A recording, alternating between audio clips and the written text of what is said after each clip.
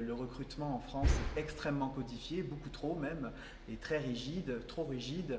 Et donc il y a beaucoup de gens qui viennent en formation, qui sont pas forcément demandeurs d'emploi depuis très longtemps, mais qui ne se rendent pas compte des attendus dans le recrutement en général et spécifiquement dans les métiers du numérique. Il ne faut pas se dire juste que c'est parce que le marché est tendu, les entreprises ne trouvent personne, que ça va être d'un claquement de doigts évidemment qu'on va trouver un emploi. Donc il faut aussi accompagner les personnes pour aller vers l'emploi.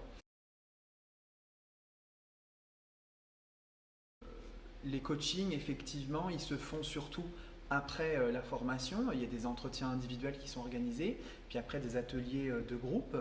Euh, ils servent justement à renforcer, à redonner, donner et redonner une assurance à l'apprenante ou apprenant qui vient de terminer le bootcamp. Souvent, il y a un peu ce syndrome du vide juste après la formation qui est quand même très intensive, hein, 7h30 de formation par jour, et puis du jour au lendemain, on se lève chez soi et on se dit ah bah tiens, je vais plus à l'école aujourd'hui, qu'est-ce qui se passe? Donc il y a vraiment des fois pour certaines personnes qui sont désemparées, une forme une impression de vide, et donc ce coaching il est absolument essentiel pour entretenir la flamme, entretenir la motivation et faire comprendre aux personnes qu'elles ne sont pas seules. C'est absolument essentiel dans tous les aspects, on peut dire, psychologiques pour aller vers l'emploi. Voilà, donc je dirais que ce coaching est un peu obligatoire aujourd'hui.